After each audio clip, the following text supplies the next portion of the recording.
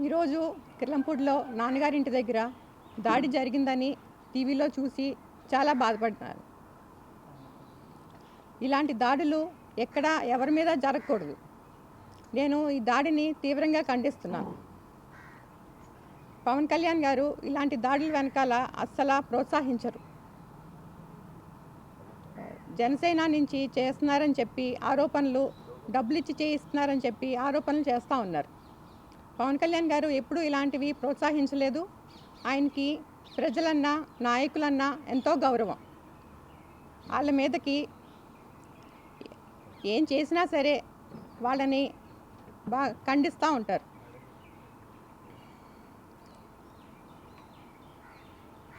పోలీసులు ఈ విషయాన్ని క్షుణ్ణంగా పరిశీలించి ఎవరు చేయించారు, డబ్బులు ఇచ్చి చేయించారు అని, ఎవరికి లాభం అన్నది మొత్తం తెలుసుకొని బయట పెట్టాలని నేను కోరుకుంటున్నాను.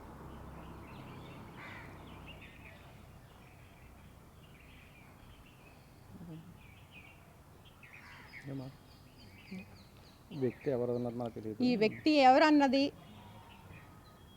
తాగేసి చేసినంత మాత్రాన అది జనసేన చేసిందని పార్టీ తరపున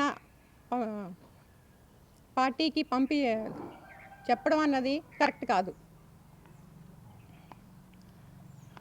ఎవరో 1-2 మీటింగులకు వచ్చి జనసేన జై జనసేన అన్నంత మాత్రాన వాళ్ళు చేసిన పనిని కూడా ఇలా పార్టీ పరంగా నెట్టడం కూడా అంత కరెక్ట్ కాదని నేను భావిస్తున్నాను. నేను జనసేన పెద్దలతో కూడా మాట్లాడాను.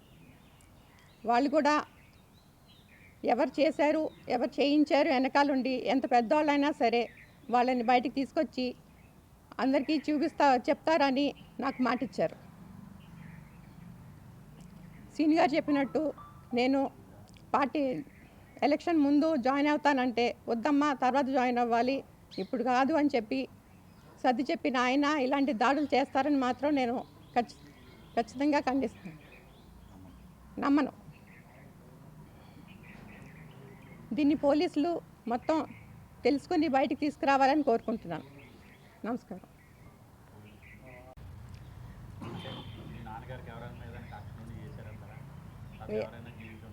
లేదండి, అతను వాళ్ళ వీడియో వచ్చింది, నేను చూశాను. తాగేసి చేసిన వాళ్ళే తప్ప ఎవరు కక్ష ఉండి చేసిన వాళ్ళు కాదని నేను అనుకుంటున్నాను. అల్లరి చిల్లరగా తిరిగే వాళ్ళని అనుకుంటున్నాను. చాలామంది అంటారండి. దీంట్లో సింపుల్ అన్న, ఇప్పుడు జనసేన పార్టీ సంబంధించి నిజంగా వ్యక్తి అయితే చేస్తే జనసేన పార్టీ పేరు చెప్పే అంత అవసరం ఉంటుంది. మేము అనుకునేది ఏంటంటే ఇతర ప్రతిపక్ష పార్టీలు కానీ ఇతర వ్యక్తులు కానీ జనసేన పార్టీ మీద బురద జల్లడం కోసం చేస్తున్నటువంటి కార్యక్రమంగా మేము భావిస్తూ ఉన్నాం. ఎందుకంటే జనసేన పార్టీ సంబంధించి ఇలాంటి చర్యలు చేసేటువంటి వ్యక్తులు కానీ కుళ్ళు కుతంత్రాలతో రాజకీయం చేసేటువంటి చరిత్ర కానీ జనసేన పార్టీకి లేదు.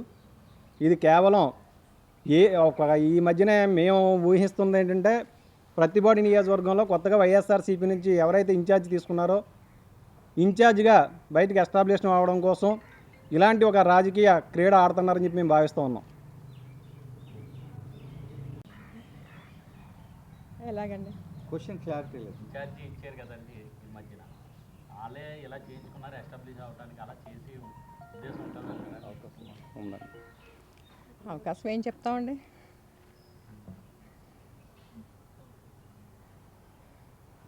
ఇంట్లో ఏం జరిగి ఉంటుందని అనుకుంటున్నారమ్మా? ఏమో నాకు తెలియదండి. అది నేను టీవీలో చూసింది మాత్రమే చూశానండి. అతను వీడియోస్ వచ్చాయి కొన్ని, కానీ మతి స్థిమితం లేదేమో అనిపించింది నాకు అతను మాట్లాడే విధానం అంతా చూసి.